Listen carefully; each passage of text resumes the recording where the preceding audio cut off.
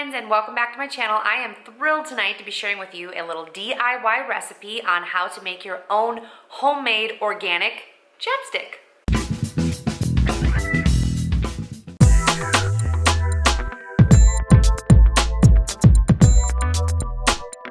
So welcome to my home, my messy home. It's always a mess around here. Okay.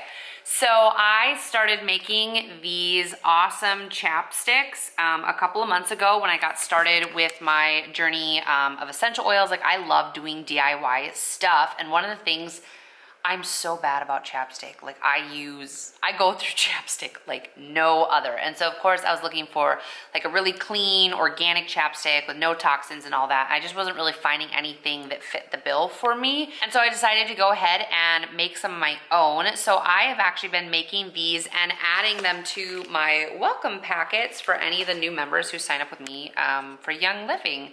But seriously, it's just become a really fun pastime for me. My kids go to bed and it's kind of therapeutic to just sit, swirl everything together, make it, and it doesn't take very long either. I think the whole thing start to finish maybe takes half an hour, so it's not like a super time and labor intensive process. And then like I leveled up this time. I got these super cute little containers. They come in all different colors, and then I bought a bunch of stickers to add to my chapsticks just to make them super fun. So I can't wait to walk through this recipe with you. All right, so I've gotten out all my ingredients to get started. I bought a bunch of rollers on Amazon. I got these super cute stickers to put on them.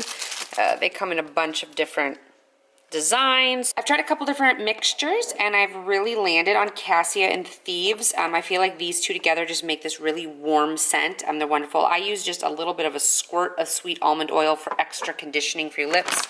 Organic beeswax pellets, coconut oil, shea butter, and I got everything but the oils on Amazon, except for that's from Aldi. So really easy to get all this stuff, nothing super intense. So to get your double boiler ready, if you don't have anything official or fancy, I just use this little tiny pot. I fill it a little ways up with water, and then I put my glass jar in there. So as you can see, the water is going to warm up my glass jar. First things first, I'm going to go ahead and melt the beeswax. This takes quite a bit longer to melt than all of the other stuff. It's definitely something you want to take your time and like slowly work on stirring and getting it all melted. I have done it a couple of times where I felt like I didn't melt the beeswax fully before I added the other stuff, and it ended up with kind of almost a chunky liquid. It still worked. The chapstick still worked. It was just fine, but at the same time, obviously we want a nice smooth chapstick. So I'm going to go ahead and add 3 tablespoons of beeswax to my double boiler and get this melted. While my beeswax is melting, I put it on a pretty low heat to let it melt slowly. I'm going to go ahead and take all of my tubes and I'm going to line them up here on the counter just right next to where I'm working, and take all the tops off to get them ready to squirt the chapstick into.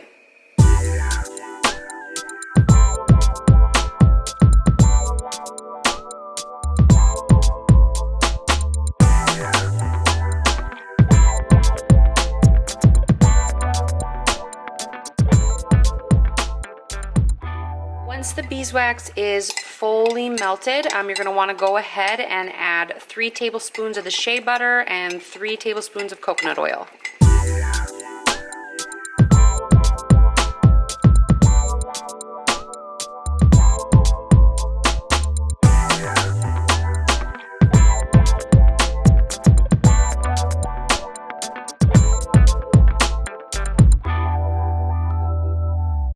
You definitely want to take your time and make sure that it's fully melted like that.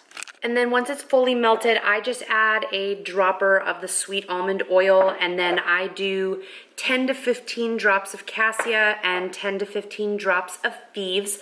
I like to keep my water right here, and usually I kind of keep the water simmering just a little bit, because if it starts to cool down at all and thicken up, I just pop it right back in my pan, let it warm up a little bit until it's easily able to be dropped into each chapstick.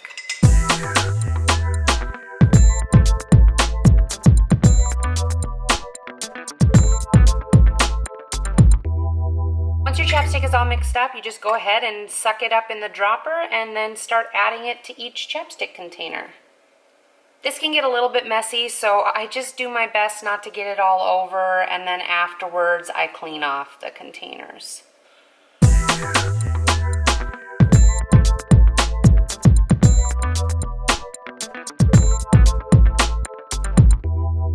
Alright, so far this batch has made about 22 chapsticks, but as you can see that as they start to cool, they settle a little bit, specifically in the middle. So I'm going to save the little tiny bit that's left here. Instead of, it probably could fill almost one whole chapstick tube, but I'm actually going to save it and top these ones off to give them a nice round finish. They're all finished and topped off. You can see the little blob kind of sitting on top there. So now I just need to wait for them to cool a little bit. I'll clean them off as needed, and then I'm gonna apply my cute little stickers. All right, I got all the lids on my chapstick, so I'm over here taste testing the chapstick. I'm peeling it off my counter, the little bit that kind of like ran over. Well, that's a spot left over from dinner. But the stuff that's on my counter, I'm taking off and, you know, applying. This is fantastic. Seriously, this recipe turned out so well. I think the key, it's so smooth and like soft. Oh my gosh. Seriously, it feels like silk or satin or cashmere or something warm and fuzzy. I love the smell of the cassia in there. It has a really warm, I don't know, it just has a delicious smell. I love it, I love it, I love it. I think the key to this recipe really is making sure that you melt the beeswax all the way at the beginning. Put that one in, melt it slowly, make sure that it is completely melted before you add the shea butter, I think it's shea butter, but I want to say shea. Shea butter and the coconut oil, then make sure you keep things warm. Oh my gosh. Seriously, like I'm like a bit of a chapstick connoisseur. I love chapstick. This, it's so creamy. I'm like, is creamy a good word? Satiny, so soft. Oh my gosh, I kind of want to like rub it all over my skin. So, super soft, super amazing for your lips. It's nourishing, moisturizing, all that good stuff. It's toxin free.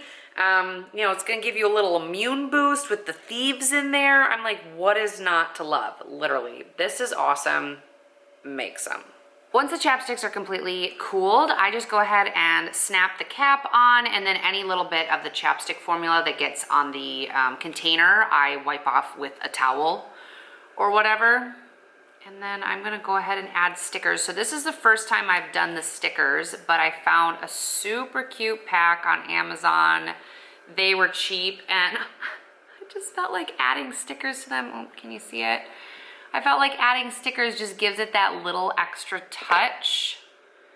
You know, so here's this one. They all say homemade lip balm. This pack came with so many different stickers options. They're like, for real. How fun is that? So now they're all customized, and then like when I make my little welcome kits for people, I add a little thing of capsules to try taking their oils internally. I have these little rollers. So I like to kind of put the whole package together, and so like for this one, I'll either do like a pink or an orange one. I like to color coordinate because I'm one of those people. Sorry. But yeah, this has really just become a fun little project for me. I feel like it's super relaxing to get to do a little DIY when the kids go to bed, but I also don't have to worry about it being a project that takes me a long time. So even on nights that like, you know, I'm tired, but I want to unwind. Okay, come on, look at that one. Do you see the leaves on there? Like, that's freaking cute. Yeah, so on nights that I want to unwind and have a little bit of time to myself, this has just become a really fun thing to do. I enjoy putting it together. I also enjoy having unlimited amounts of chapstick at my house because number one, Aurora loves chapstick, so she likes to take my chapsticks and put them all over herself. So they're always disappearing. But number two, I love chapstick. Like, I can't even tell you the ridiculous amount of chapstick I go through. Yeah, so all of these ingredients can be found on Amazon. I've got the link below to everything that I use so you can get started making your own.